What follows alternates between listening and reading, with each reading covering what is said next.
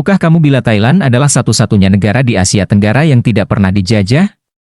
Seperti yang diketahui, Indonesia sempat merasakan penjajahan oleh bangsa Belanda dan Jepang hingga ratusan tahun. Negara lainnya yang berada di ASEAN juga mengalami masa kolonialisme atau waktu di mana kekuasaan atas negaranya dikontrol oleh negara lain. Bicara tentang penjajahan, kita perlu mundur hingga tahun 1914. Kala itu, memang bangsa Eropa tengah merajai sebagian besar negara di dunia termasuk di benua Asia. Tapi mengapa Thailand tidak terkena penjajahan meski wilayah sekitarnya dikuasai Inggris dan Prancis? Sampai saat ini, Thailand menganut bentuk pemerintahan monarki konstitusional yang dipimpin oleh raja sebagai kepala negara. Sedangkan pemerintahannya dipimpin oleh Perdana Menteri dan seluruh jajarannya. Begitupun di tahun 1914, di mana Thailand tengah dipimpin oleh Raja Chulalongkorn yang melindungi negaranya dari penjajahan. Dahulu, Thailand disebut dengan Kerajaan Siam. Kerajaan Siam terletak di perbatasan wilayah yang dikuasai Inggris, Burma, dan Prancis, Indochina. Indochina kini telah menjadi negara yang merdeka yakni Vietnam, Laos, dan Kamboja. Raja Chulalongkorn menyadari cara untuk menghindari penjajahan adalah mendekatkan diri kepada Eropa.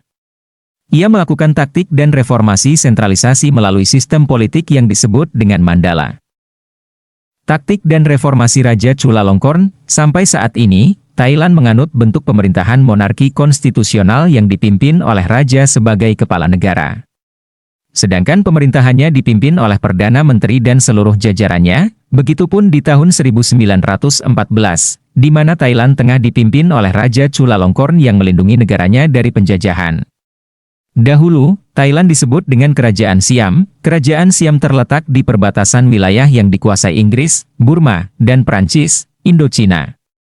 Indochina kini telah menjadi negara yang merdeka yakni Vietnam, Laos, dan Kamboja. Raja Chulalongkorn menyadari cara untuk menghindari penjajahan adalah mendekatkan diri kepada Eropa. Ia melakukan taktik dan reformasi sentralisasi melalui sistem politik yang disebut dengan Mandala. Sistem politik Mandala dinilai unik karena seolah memberikan penghormatan kepada penguasa, dalam kata lain Inggris dan Prancis. Bersama Eropa, Raja Chulalongkorn memulai proyek besar-besaran untuk melakukan modernisasi pada kerajaan Siam saat itu, seperti membuat peta yang digunakan Inggris dan Prancis untuk menentukan wilayah kekuasaan dengan jelas. Bangsa penjajah juga dikenal sebagai ahli topografi sehingga kesempatan ini digunakan untuk mengklaim wilayah. Sedangkan reformasi sentralisasi Thailand berkaitan dengan kekuasaan yang awalnya tersebar berubah menjadi terpusat. Sehingga kekuasaan atas seluruh wilayah Thailand sah secara de facto meski beberapa wilayah tidak memiliki kepastian politik secara de jure pada saat itu. Reformasi ini juga termasuk reorganisasi pemerintahan menjadi kementerian yang bertanggung jawab secara fungsional dan birokrasi terpusat. Sehingga berbagai kebijakan yang timbul adalah sistem administrasi yang seragam dan terpusat termasuk di provinsi terpencil, memastikan pengumpulan pendapatan pemerintah, menghapuskan perbudakan dan persyaratan lain yang berhubungan dengan tenaga kerja, menetapkan pengadilan hukum dan reformasi peradilan, hadirnya sistem sekolah modern, membangun sistem kereta api dan telegraf sebagai alat komunikasi, memberlakukan kebisuan Buddha sebagai sangha atau hierarki keagamaan berskala nasional yang puncaknya terhubung langsung dengan raja. Berbagai taktik dan reformasi ini membuat Thailand menjadi kerajaan yang luar biasa hingga negara yang lebih modern. Meski sudah dibuatnya peta, dijelaskan bila Prancis dan Inggris tetap mencoba menjajah negeri Gajah Putih tersebut. Alasan lainnya karena Thailand memiliki kondisi geografis yang memukau, negara tersebut dikelilingi kenampakan alam yang beragam seperti gunung dengan titik tertinggi Doi Intanon, 2.567 meter, di utara, pegunungan koral di timur laut, dan Sungai Mekong di timur.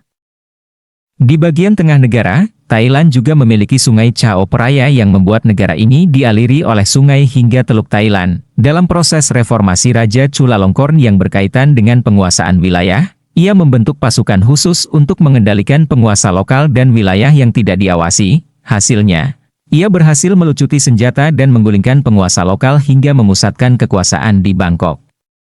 Sayangnya, ia terus mendapatkan tekanan hingga membuat warisan kebijakan ayahnya Raja Mongkut hilang.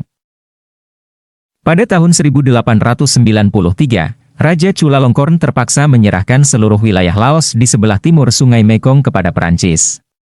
Hal ini dikarenakan kapal Perancis terus memaksa menyusuri Sungai Chao Phraya untuk menuju ke Bangkok. 2 tahun kemudian, Kerajaan Siam kembali kehilangan wilayah atas 4 negara bagian Melayu yang diserahkan ke Inggris termasuk wilayah Muslim Patani Thailand. Dalam jurnal Masyarakat Budaya, keadaan ini membuat Kerajaan Siam kehilangan posisi di wilayah Semenanjung Melayu. Akibatnya pada 15 Januari 1986 timbul perjanjian Inggris-Prancis yang menyatakan bila kedua belah pihak hanya mengaku kedaulatan wilayah Siam hanya ada di Sungai Chao Phraya.